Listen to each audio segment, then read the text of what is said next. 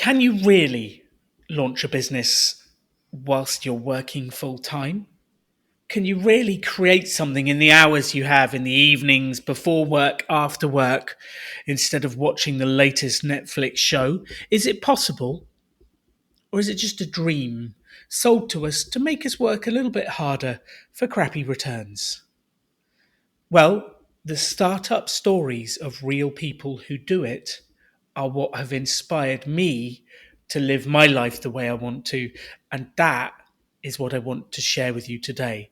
A real story of someone who really built a real business and the ups and downs along the way. The extraordinary belongs to those that create it.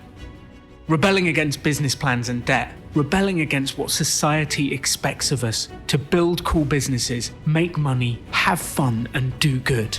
Let's create something extraordinary together. Welcome to the Rebel Entrepreneur.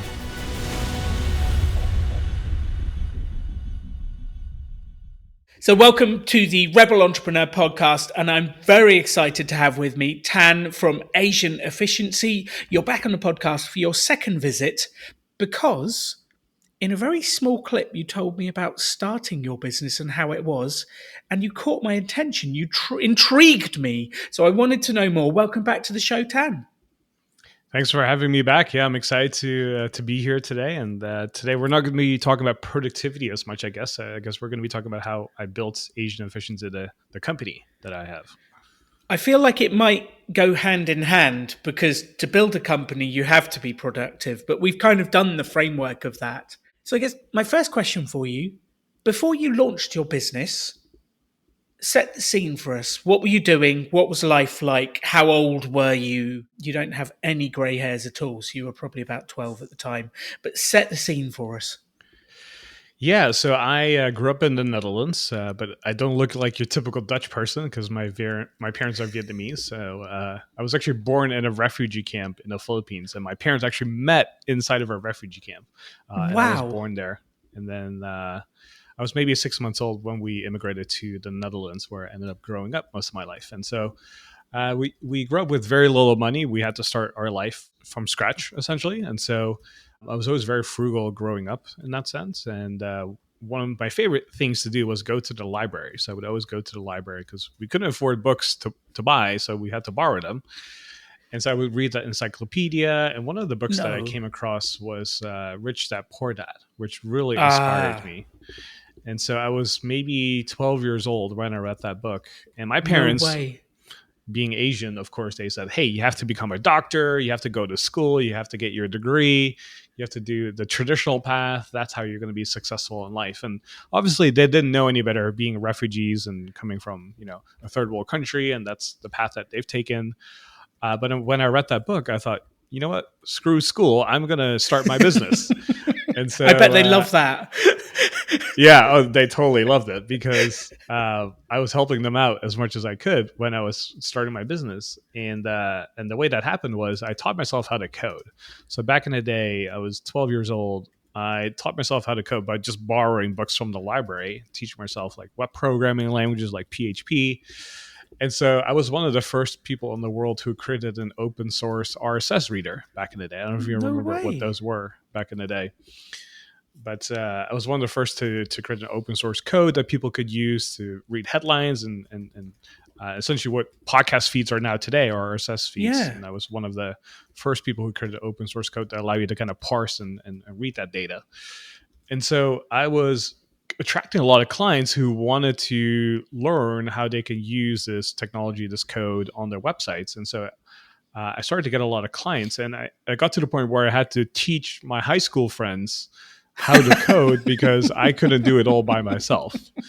And so from that point on, I kind of had like a small agency, and it was very successful. And I got to the point where I got a little cocky, as we like to say here in the States, where I kind of start skipping school, skipping classes, thinking, like, oh, I'm making $70 an hour as a 15-year-old. Like, why do I need school, right? Rich Dad Poor Dad was right. Like, you don't need school. You just need to make money. And so long story short, I didn't finish high school. I ended up dropping out. But my dream was always to live in the United States and to go to school over there. And so that was thing I had to figure out, like, how do I balance work, building this business, but also going to school. So long story short, I did the SATs, got accepted to go into a college, and then moved to the United States. And Wow. quickly realized as an 18-year-old, I couldn't balance school and running a business like 9 hours apart, because that was the time difference between Amsterdam and Los Angeles. So I ended Mm. up selling my business to one of my friends who was with me at that time, and just focusing on school. And I was really humbled by the fact that, I didn't graduate high school. I didn't pass the test because I didn't study. I was just focused on business, and I realized there's more to life than just business itself. I ended up meeting a guy who eventually became my mentor because I went to a public speaking talk where he was very motivational, inspired people, and he was like a life coach in Los Angeles. And this is at a time when, I left my business. I was trying to figure out life, figure out school. So I was really inspired by this guy. And so I ended up dropping out of college to end up working for this guy. So as you can imagine, my parents weren't happy both finishing or dropping out of high school and then also dropping out of college again. So typical rebel here. And but I learned so much in the year that I worked with him. And the problem was because I entered the United States on a student visa, I had to stay enrolled Mm. in school. Otherwise, I couldn't stay. So, long story short, I got a letter one day saying, hey, Tan, seems like you're not enrolled for school. You unfortunately have to leave the country because your visa is not valid anymore. Whoa. Then I said, oh my gosh, like, okay, what do I do now? So I got rid of all my stuff, and it was kind of like forced minimalism. And so I said, okay, I don't want to move back to my parents' place in the Netherlands. What do I do now? So I ended up moving to Asia, and I lived in Bangkok for a year where I stayed with a friend. And I was trying to figure out what to do because I knew I was going to come back at some point because my parents were going to get a green card to come back and I was going to go with them. But I Okay. probably have like 2 or 3 years to figure out like what do I actually need to do and want to do and how to make a living and stuff because I didn't have much savings at that point. And so for fun, I started a blog called Asian Efficiency, where I was just publicly documenting all the things I was learning from my mentor that I worked with, to all the seminars I've been to all the books I've read from Brian Tracy, from Tony Robbins, like any success book that you could ever read, Think and Grow Rich, as an example. I would just summarize those books and kind of like share with my friends and family what I was doing and how I was doing things. And it was kind of centered around productivity and efficiency. And so I would write a blog post once a week, spent maybe 5 to 7 hours a week as a hobby. And then money was running low. And I thought, okay, I need to do something because this is not making any money. This is just a passion project. I never thought that this was going to make money. So I ended up getting a job in Budapest, Hungary, out of all places, How do you even? because There's so many questions. I have so many questions here.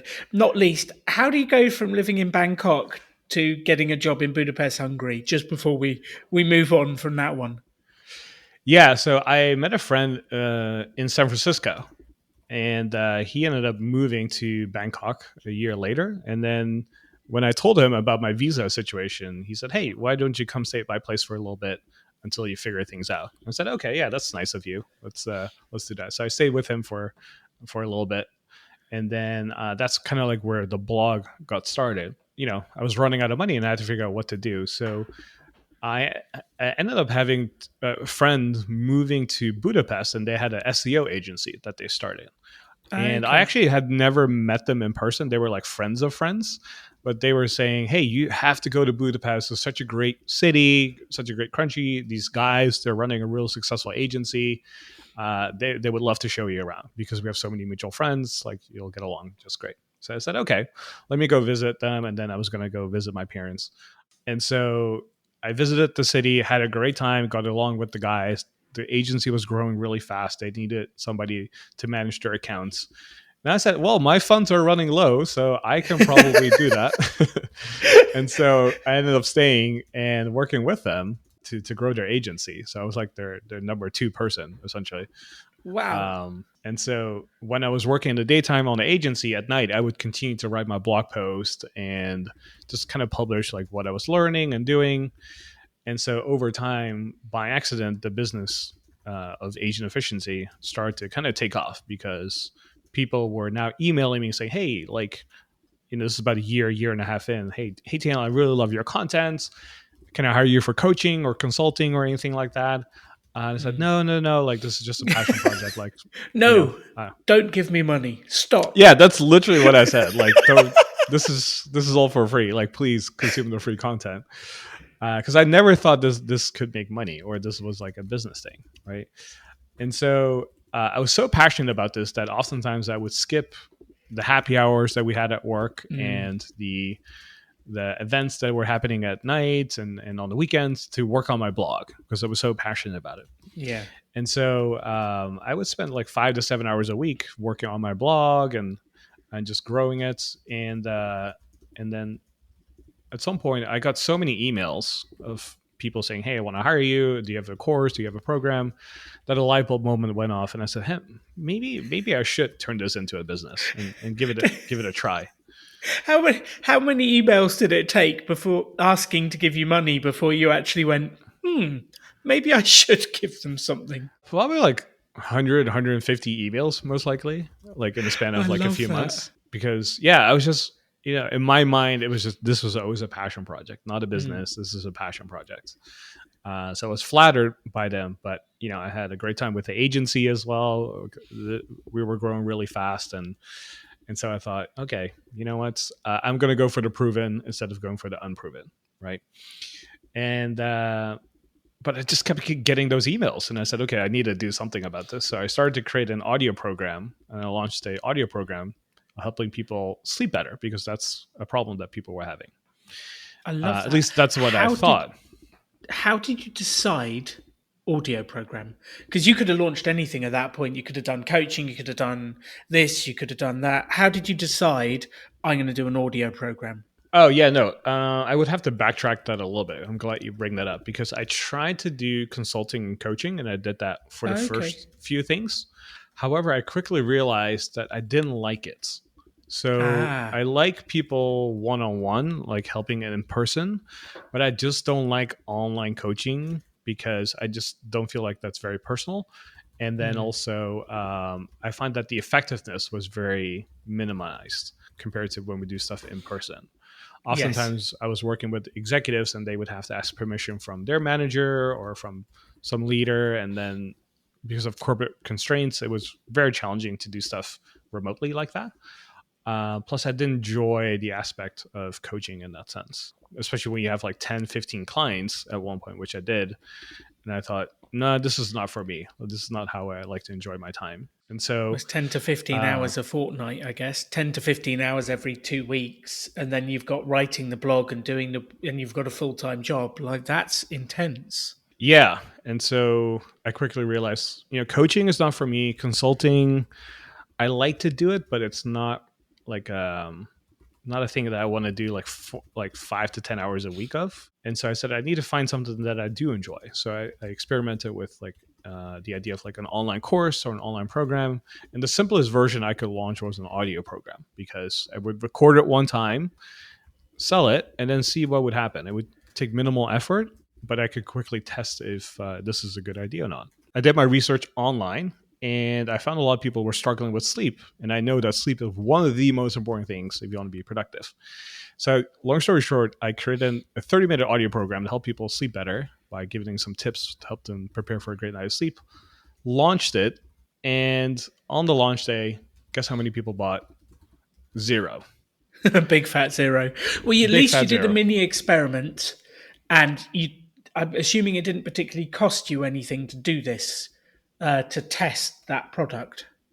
Correct. Yeah, had minimal cost in that sense, but it was kind of like a demotivator because I thought, oh, this Oh, is going to be no. Yeah. great, right? Like a lot of people are struggling with this, and then I realized after thinking through about why it wasn't so successful, and this is one of the reasons I think we learn better from our failures than oftentimes from our successes, is that I did the research, but I did research on other people on the internet, not necessarily my audience, like my people who are reading the blog and are subscribed to the Ah. newsletter. Like I just Yes. researched random people's problems, not my people's problems.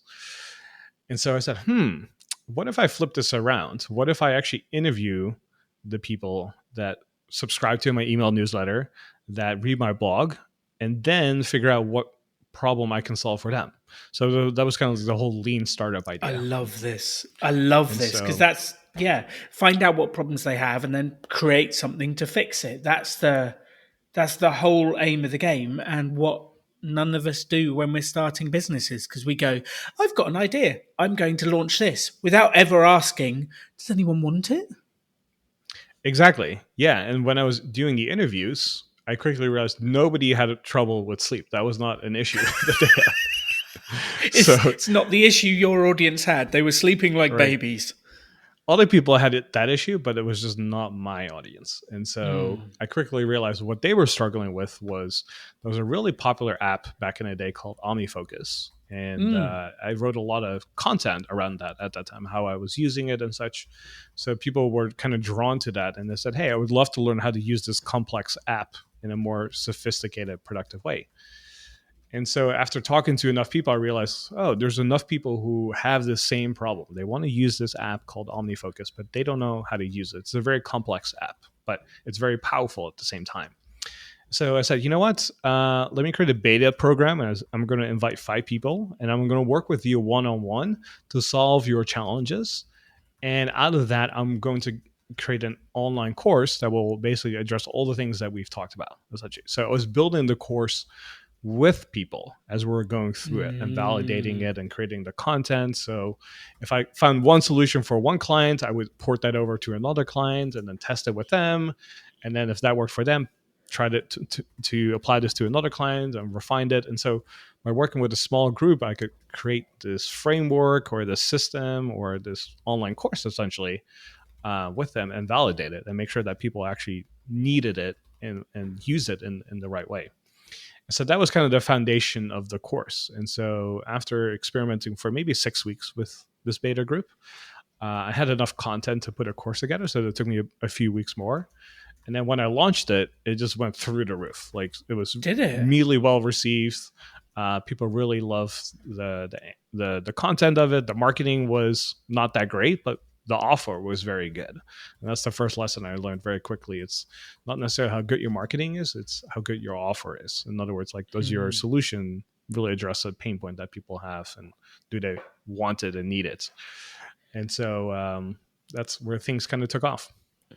Did you know you were niche marketing at that point? Or No, niche, sorry, if for no. the Americans in the audience. No, I had no idea that I was doing that. I was just more obsessed about how do I solve a problem rather than doing some sort of niche marketing, because they say niches or the riches in the niches, right? And I didn't really think about that at that time. I just thought, let me solve this problem, and if there's enough other people who have this problem, maybe I can make some revenue from this, but we'll see. And I just didn't realize how big this problem was until I launched it. Because as I was listening to you, I heard the focus on the app OmniFocus, and it just made me think, what a brilliant niche market, because it's a very simple question. Do you use OmniFocus? Are you getting the most out of it? Yes, no. Exactly. Would you like the course? And it's such a brilliant niche market. And I love that you found the niche market by asking what the problem was. The best the best way to do it, because I think so often we talk to people about choosing a specific market. It doesn't really matter which, just you have to be able to find them. And like this specific subject, like you can find people who use a piece of software because they say, I use this piece of software, or they congregate in certain places, or they go to certain blogs to find out about it. And it's what a fantastic thing to have. And I'm sure if you had 6 people you worked with quite closely and a lot of other people you interviewed, you find out the same problem just comes up again and again and again. And I don't really care what the subject is. I've been teaching business for years, and the same problems come up. Is like, well, where do I get money to start my business? It's the same thing people ask every time. I've got this. I know I want to sell this. Who should I sell it to? Which is the exact opposite of what you did.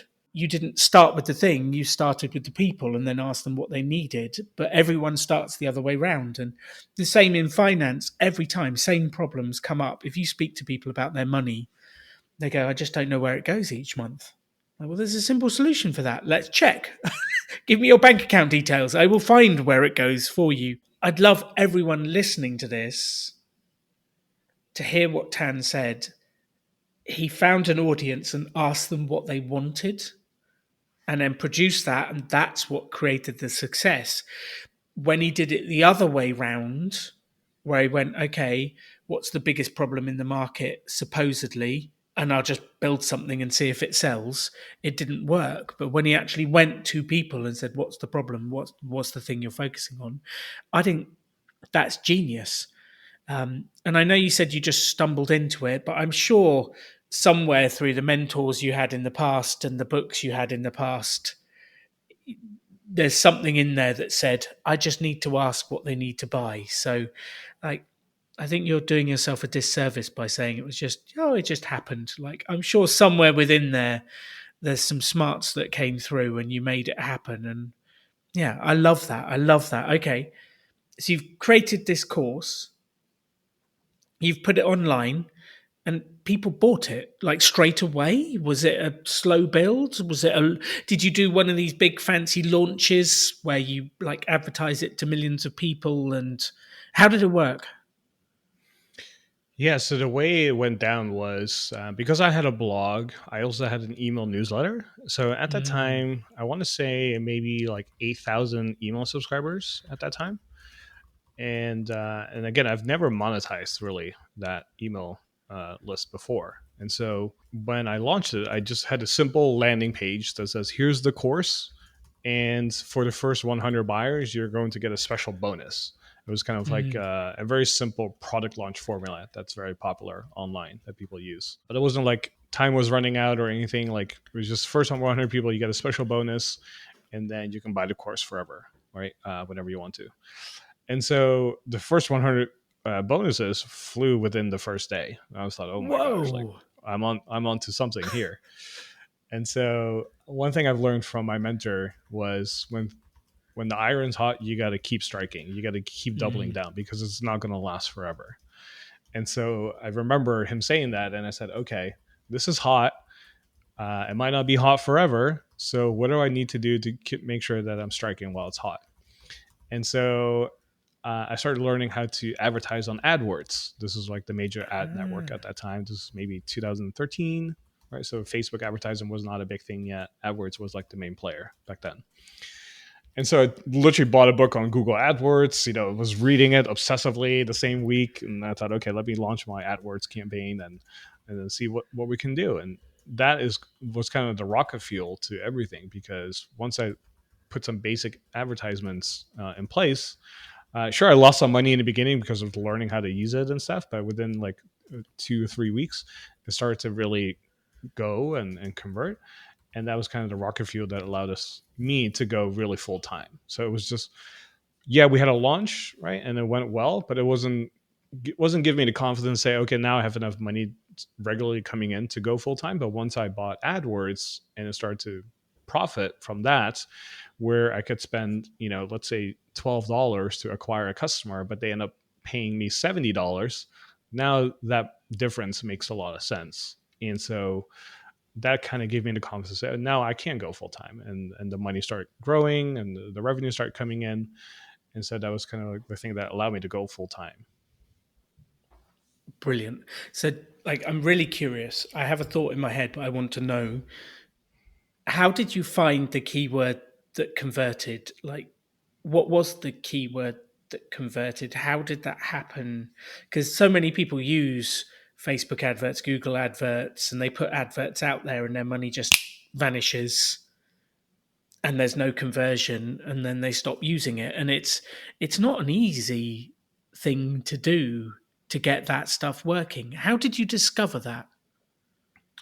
Yeah, so back then, and this shows you how long this ago was. Back then, when you had Google Analytics, you could actually see which keywords were converting from your organic traffic. Nowadays, Mm, like there was a point, I think in 2015, 16, or 17, one of those years, Google eliminated that feature where you couldn't see anymore which organic keywords were converting into sales. It would always say not set. So if you ever log into Google Analytics and see keywords, it will say not set. And that's basically they're hiding from you because they want you to spend money on their platform AdWords to advertise. So back then, I had the timing luck in the sense that I could see which keywords were converting into sales because they would lead to a blog post, and then the blog post I would update all my blog posts saying, "Hey, I even if it Mm. was a post that maybe I wrote a year ago, I would update it and say, "Hey, I have a course on this. Go check it out." And so I knew certain keywords were working in that sense, but because it was relatively niche, I would just target keywords that had the word OmniFocus in it. So anything that contained the word OmniFocus, I would just bid on it. And because nobody else was doing it, I was the only advertiser at that time for that specific program or keyword. I was always at the top, no matter how random the keyword was. I was always at the top, and so that kind of gave me first movers advantage. And then when people start making notice that I was growing my company and using this platform, other people start creating courses and they start bidding on it. And that's what I remembered from my mentor was like, hey, when the iron thoughts strike it, because as soon as other people see you do well, they're going to start coming in and copying your stuff and replicating what you're doing. Because if it's working, then there's probably money to be made there. And so I learned very quickly from that, really diving into, okay, this is not going to last forever. I'm going to milk it as much as I can and then move on to the next product, whatever that might be. Let's just go back slightly. The mentor you've spoken about, is that the same one that you worked for a year in LA? In LA? Yeah, same person. Yeah, so he had a life coaching business in LA, and it was a relatively small like personality, not anybody famous, like, but he had an online business, and he used an email list to generate leads that turned into clients. And so Mm. my initial start with launching Agent Efficiency was, oh, well, I need to start an email list because that's what Nick did, my mentor. Um, so he always stressed the importance of having an email list. And I said, okay, that's what I'm going to do. So on day one, I had an email list right at the get go, which I know, having talked to other people who teach entrepreneurship and starting online businesses, one of the common mistakes that people make is when they launch a website or a podcast or a blog or anything like that, that they don't have an email list or an email newsletter from day one. They add it many years later, which they probably missed out on lots of potential customers and clients. And so I knew from day one that was something I wanted to have in place. And I also knew that I wanted to have a regular newsletter. However, for me, it started off as a passion just to stay in touch with people. But little did I know how valuable it would be later on when I actually launched the course. I'd say, hey, now I have an audience of 8,000 people who want to hear from me. And that allowed me to kind of launch this business. I love that. So, if you are listening to this podcast right now, I'm just going to highlight the list bit because I made exactly the mistake that Tan said. I didn't bother setting up a mailing list. I didn't bother setting up until years in. And then you've missed a whole bunch of people. You've missed a whole bunch of things you can do. So, if you are listening to this and you don't have a mailing list, get one. If you're listening to this and thinking of starting up, set it up. I've looked at your website and I love it, by the way. When you first started, how did you get people to sign up to your mailing list? Was it just as simple as, did you like my article? Want to be informed of the next one? Or were you as advanced as you are now back then? No, I barely knew what a lead magnet was back then, or as like people call it nowadays. So for those who don't know, it's kind of like a free gift or a freebie that you give people in exchange for subscribing to your newsletter or email list. I simply said, hey, if you love this article or love this content and you want more, just subscribe to my newsletter. I send an email newsletter every single week with more tips and tips and strategies. And that's it. Because again, I never thought this was going to be a business. I just want to stay in touch with people. And on the side, I would just write a newsletter every single week about things that I didn't publicly talk about on the blog. Mm. And so it was oftentimes kind of timely to my life or things that were going on or things I was reading or things I found interesting that I found on the internet. And so it was kind of a newsletter that I wanted to create where my friends and family would just kind of know what I was doing and what I was up to and things I was learning along the way. And then maybe linking to a few articles that I wrote in the past that are relevant to the topic I was writing about in the newsletter. And that was really it. Sure, I had it at the bottom of every single article. I had it on the homepage. I had it on the about page. Kind of like best practices is to have placements in all these different pages, because oftentimes your Yes. homepage, your about page is are the two pages that have the most eyeballs. So you want to make sure it's there, and that's something I learned from Nick as well. And so yeah, just did the really simple stuff, and it was just good enough. I love that because that's a message I would love to hear. Because I think when I looked at this at the start, I was thinking, oh, I must have a lead magnet, which is this thing that gets people to sign up, and I must do this. And then I just didn't do it because it became too big a thing. And when I eventually did it on my blog and put it in, it was literally just a, sign up here if you want to hear what I'm up to. That's it. If you don't, I don't care, but I just need a simple version to start. And I'd love everyone to hear, like, just get it started. You can get it better as you go forwards. You definitely can. And like, if you want to look, go to Tam's website right now, asianefficiency.com. And my favorite bit, right at the top, you've got discover the 7 habits of highly efficient people that have lots of free time. Get your free guide. And I was there going, okay, once I finish the podcast, I'm going to download the guide. See what you got me with that one. I love it. But that kind of thing really does work to get people engaged, and it builds the list. And the most valuable thing in your business is your list, because that's people who are going to buy Yeah. from you. Even today, even in 2022, the email list is one of the most important assets that you have. Not your social media pages, not not even your website. Honestly, your email list is probably the most valuable aspect of it, because if even if your website is down, they can still get your email.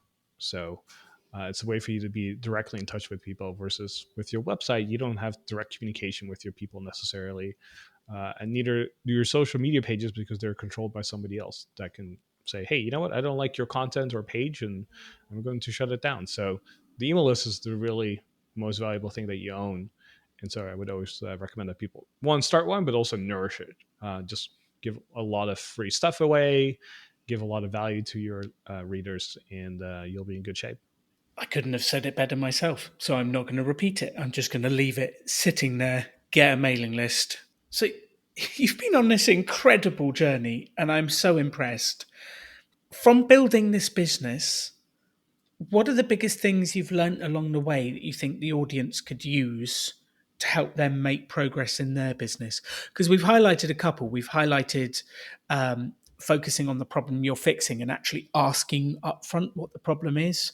We've highlighted, once you've done that, putting together something that offers it and having a list to actually be able to sell to. Like, there's some great learnings in this, because it was kind of niche marketing, but without actually calling that. It was like asking what they need, focusing on that market. What else do you think would help people make progress on their business? What are some of the things you wished you'd done earlier? Some of the things you did, but you were like, oh, that worked really well. Or even some of the best stuff is always, I did that, didn't work, biggest waste of time. Save us some time not doing some things. Yeah, just on top of mine, I would say some of the do's and don'ts. Definitely one of the do's is make sure you spend time every single week upgrading or working on your business or your side project. So for me, it was okay. You know what? I'm going to write a blog post every single week. No matter what happens, I'm going to write every single week, because I know over time it's going to grow into something bigger. So I made it a priority every single week to make sure I created time to do that. So it wasn't like one week I'm going to do something, another week I'm doing nothing. And then when you skip one week, it could easily turn into 2 weeks that you skip in 3 weeks, and then maybe you come back 5 weeks later. I said, you know what, I'm going to commit to just doing something once a week. So I think making that commitment and saying, hey, I'm going to do something, especially if you have a full-time job already, doing something once a week to get something out there is really important. It gives you a lot of momentum. Definitely the 80-20, I would say, is, or another way of saying this, it's very easy to get distracted nowadays. Back then, Mm-hmm. I knew I just needed to focus on writing really good blog posts and having a decent email newsletter. That's the only thing I was focusing on. So I knew that if I wrote a really good blog post, it would oftentimes get a lot of viewers. People would find me organically through SEO. So I wasn't necessarily focused on doing YouTube and doing a podcast and promoting myself on social media. These are good ideas, but I also had a full time job. Right? And this wasn't a business yet. This was just a passion project. So I really needed to focus in. And this is something I've always remembered from reading other business books is make sure you have one product that has one distribution channel and just rinse and repeat that over and over and over again until you hit a critical stage and then you can focus on other things. And so I knew blogging for me was my distribution channel and my product essentially was growing the email newsletter. And so I just kept focusing on that. I didn't say yes to YouTube. I didn't say yes to podcasting. None of that until many, many years later. And once I did launch a podcast, it immediately became a hit because I had a big audience from years of building my website. And so I want to really encourage people to resist the shiny objects of like being on TikTok, being on YouTube, doing podcasts, and doing all of these at the same time. I would say find one channel or one medium where you have a lot of distribution, whether it's Twitter, Facebook, Instagram, TikTok, blogging, whatever it might be for you, podcasting. Find one thing and focus on that distribution channel and on one product that you might have instead of creating multiple products. Because if you can't sell one product over and over and over again, you don't really have a business or a product market fit, as people like to call it nowadays. You have to figure out like, how do I have this one product that I can sell over and over and over and over again? Once you have that, then you know you have a business that can then grow and scale and do all these other things. But it starts with saying no to a lot of things that might distract you. This makes me so happy to hear this. I'm just going to bring up something just to see what happens. Gary Vaynerchuk inspired me for a long time in many different ways, but he's famous for kind of running around going, if you could have all of these marketing channels, why wouldn't you? Be on TikTok, be on Facebook, be on audio stream 2023, be on like whatever the latest one is. And he's kind of constantly screaming, hustle, hustle, hustle, and do it all, and all of those messages, which I found incredibly overwhelming. Like some of his messages are very powerful and very useful, but I found that part of the message incredibly overwhelming. And here you are saying the opposite in a very chilled out way. You seem far too relaxed. Can you be relaxed and be an entrepreneur, or do I not have to panic and do it all? Well, we've done enough podcasts together that I'm definitely very relaxed, as you can tell. And yeah, when I heard Gary Vee say that, one thing I had to learn the hard way uh, is you have to kind of contextualize every piece of business advice that someone gives you. So if a billionaire says, you know, the best way to make money right now is to invest in the stock market, that might be good advice for being a billionaire. However, if you're someone who has a full time job and you maybe have $100 a week disposable, if you want to make wealth, that's probably not the way to go. Starting a business probably has a lot more leverage, right? So you have to contextualize every piece of advice. And same thing with Gary Vee. When Gary Vee talks about you have to be everywhere, if your goal is to build a media brand or a personal brand, and you have all this like business on the side already, then yeah, being everywhere makes a lot of sense because you reach more people, you have more eyeballs. And if you have more eyeballs, you're a bigger celebrity, a bigger personal brand, and that's going to help you on your media agency, which Gary Vee owns. But if you're starting business, having that focus spread all over is actually detrimental because your time is limited. You don't have that many resources. You probably don't have a huge agency or media company behind you.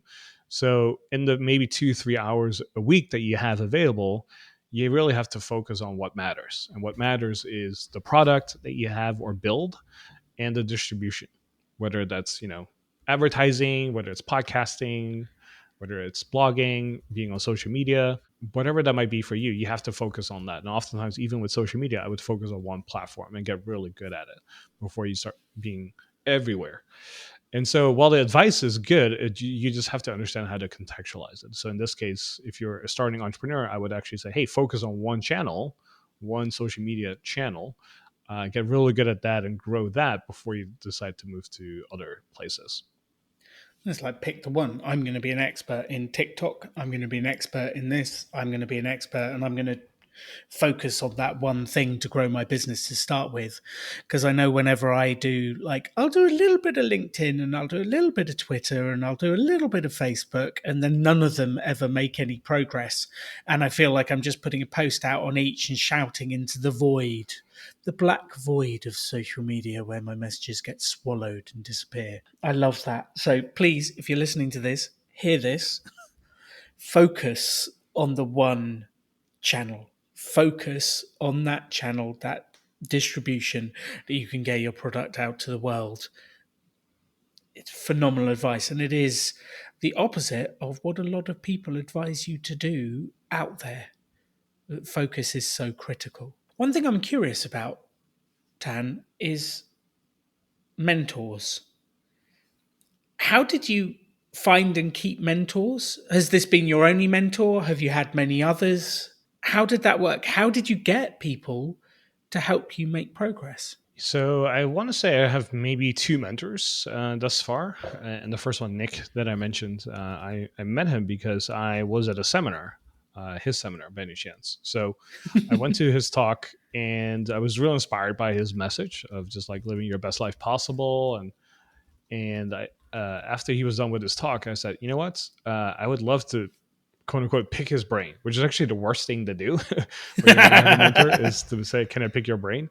Mm-hmm. The better thing to do was, and which is something I kind of did by accident. It wasn't strategically done, but I said, "Hey Nick, I really enjoyed your talk. I'm a college student. I know I can learn so much from you. Can I buy you lunch sometime? And can I ask you for some advice on what I should do after college?" And he was very impressed by that. And he said, "Hey, I don't have a lot of time, but if you can do lunch next week on this date, I'm happy to take you up on it." I said, "Okay, perfect. Whatever place and time you want, I will make time for it. I'm going to accommodate your schedule." So we met up for That's lunch. the way to And do it. That, like, I will make it to wherever you are. Just tell me. I think so many times, like, oh, I can't make it there. Can you make it here? And then it just gets painful to make it happen. So I think what you did there just makes it easy for whoever you want to talk to. I think, yeah. Sorry to interrupt. I just wanted to highlight that for everyone because it's a real huge differentiator. so what I ended up doing was that really impressed him. And this was done strategically. Was he started a YouTube channel at that time, and this again maybe 2012, 2013. No, this is much earlier, actually, 2008, 2009, because this is before I started AE. So 2008, 2009, this is when YouTube barely started off, right? And he just found out about it. So he started his own YouTube channel. But because I had some web programming background, I learned a little bit about what SEO was. And Mm. so what I did was I looked at his YouTube channel, which I noticed he started posting on there regularly. But his titles would be motivational speech.mov or MPG, like Ah, the name of the file of the video. And I said, you know what? I'm going to create a report that will show him how you can improve the SEO of your YouTube videos, your YouTube channel, so you can get more views and thus more clients. And so I wrote maybe like a 15-page report, and I created like wow. screenshots and annotated it. And I said, hey, you have to change it to these keywords, because I knew a little bit about SEO. And I said, hey, I'm going to create an SEO report for him, essentially. I'll do all these things to improve your YouTube. And I think you get, 10x the number of viewers that you get. So when I showed up, I had this beautiful laminated FedEx report that I created. And I gave it to him and I said, hey, before I came here, I created this report for you that I think you'll find helpful for, improving your YouTube and hopefully get more, eyeballs. And so he was so impressed by that essentially after lunch, he said, hey, you know what? You should come intern for me and actually implement this stuff for me. I was like, okay, great. Let's do it. So after college days, during the week, I would like drive over to his office in Hollywood and just sit at his office and take my laptop with me and just sit there, work on his SEO and his YouTube. And within a week or so, I was done. And I was like, "What else do you have for me?" And he said, "You know what? I actually would like to hire you full time. Why don't you come work for me full time?" And I said, "Okay." Whoa. So that's how I ended up dropping out because I was learning so much being with Yeah. him and doing stuff with him. So he naturally became my mentor because I was just he was older than me, more successful than me, but I was showing him that I had this willingness to learn, and also that I was actually doing stuff as well. Right, that I think made a big impression on them. Where's that question? What else do you have? Like, whoever asks that, who are you? Whoever asks, like, what else do you have? No one does that. They like do what they do and then kind of wait to be told what to do next. So I love that approach, that hunger. And when I sense that, I'm like, this is a person I want to hang out with. This is a person that is doing things, making things happen because it's a differentiator. And your approach, I think, is genius. I love it because you actually did something for the person. I had an email this week on the Rebel Finance School that we're running right now, teaching people about their finances. Basically said, I think you could really help me. I want you to talk me through my finance plan. And I'm like, I'm running a course. I'm giving away my time. I'm helping as many as people as possible. And then there's the ones on the course that like have issues, like they really need my help. I don't have time just to go through your plan. If I did that with all 4,000 people on the course, I would never sleep again. So I said, like, keep doing the course, thanks very much, and pushed it back because like there was no way it was going to help me, and actually I didn't feel like I could help them much beyond like just do the course, you'll get there. Like I'm doing a 10-week course on how to manage your finances. That's enough for now. Do that. So I think what you did with adding value, and then that question, what else do you have? It's just genius, just genius. You do not get that. One more question before we sort of wrap up with the advice at the end, which is where did this mindset come from? Where where did you find this mindset? Was it from the reading you were doing of self-help books? Was it from the days in the library? Was it from your parents? Like, how did you develop this mindset of like just to have that thought of, oh, this guy's building a YouTube channel. I can see what he's doing. Let me write a report and give him value. Just to have that thought. It's not normal, Tan. It's not normal. You're not normal, and I love it. Ooh, where did it come from? I would say probably from reading all the books. Mm, Like I mentioned, I loved going to the library when I was younger and reading about random things like the Encyclopedia of the Ocean or the Encyclopedia of the Earth. And I was just obsessed with just learning about different things. And from there, I just start getting into self help books over time. So at 12, 13, I start reading, Rich Dad Poor Dad, Think and Grow Rich, How to Win Friends and Influence People, like all the mm, classics that people know of. And so when you start reading enough of those things, you start to recognize like certain patterns of like make sure you give value before you ask for value. Right. That's like one of the basic ideas. And so if you read it enough, I thought, okay, how do I actually apply this? And so when I was meeting up with Nick, it kind of reminded me of saying, hey, I'm asking for a value because I'm asking for him to go out for lunch. But one way to give him value is I'm going to pay for lunch. That's another example, right? Or I'm going to give him this report just to say thank you. And so, yeah, just I think it just came from the books, honestly. And just when you're reading those books, you never know how you apply them and how situations play out. It's just you have to keep reading and accumulating that knowledge. And I was just fortunate to say, hey, I've had this wealth of knowledge, and now I just need to figure out how to apply it. And it just came into fruition in that moment. And so it's nice to be able to say, hey, I've read maybe 7 books. They all say the same thing, but sometimes it takes an eighth time to read it and go, oh, now I actually get it. And so having read a lot of books now, after a while, they kind of all look the same. But guess what? We all have to be reminded every now and then of the basic principles and basic ideas. And even having this conversation, I remind myself, like, how can I give value to Alan? How can I help him? Right? And it's just such a simple idea, but once you get it, it'll just never escape you, hopefully. And if it does, it's nice to be reminded of it through reading and conversations like this and listen to podcasts and so on. I think you're so right. And people always ask, like, how was I so good at starting businesses? So, well, I sat through my own business startup course every week for like 10 years. And I'd be teaching people about marketing and sales. And as I was doing it, I was going, oh no, we should really do this for my business. I must do this. I've forgotten to do this basic principle. And every time I do the podcast, I end up like talking to people. Like you've given me ideas and reminded yourself. I give people ideas and I'm like, oh, I'm not doing this on my own website. Don't tell them, I'll do it when I finish the call. I've reminded myself to do this thing. And that repetition is so, because it is the basics. Like, I think we make it too fancy. If we can get the basics, the fundamentals really strong and do them really well, like the product we're offering, how we're getting it to the people, the price we're charging, and repeat it and do it really, really, really well, rather than looking for the next shiny way to sell things, the next like scheme, for want of a better word, will grow so much faster. So look, this podcast has flown by. You have been phenomenal. Do you have a closing thought or message that you'd love to give to the audience that are out there building businesses right now? They're out there trying to build the life of their dreams right now. What would you say to them if they were buying you lunch, staring into your eyes and thinking, how do I get forwards? What would you say to them? As someone who teaches productivity for a living, I think this message is also important, but it's to stay focused. So it's so easy to get distracted and sidetracked nowadays.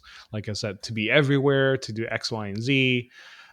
You just really need to focus on one product and one channel. That's the main thing you have to focus on. That's the 80-20 of just growing your business and starting it is what's one product or service that I can deliver and what's one channel that I have where I can distribute it to as many people as possible.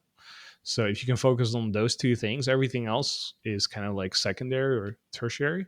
So just focus on those two things, and I think you're going to be very successful at it. Phenomenal advice. I love it. And if you want to find out more, if it's okay if I tell people about your website, because I always think it's like everyone else tells them, but like go check out Asian Efficiency, check out the Productivity Show. You may find me on one of the episodes, but check out the Productivity Show. Like Tan's content is excellent, and I highly recommend you to listen to some of his episodes. Check out the website, download that guide at the start on his website. Please do check those things out. And all that remains is just to say thank you for coming on the show and so generously giving your ideas and energy. Thank you for having me. This was fun. It was. Now, to the rest of you, stay focused. Let's make this happen. Goodbye. You can have any life you want to. Choose to build something cool. Choose to take action. Choose to work to make your dreams become reality. Stand out. Be different. Be yourself. Be a rebel entrepreneur.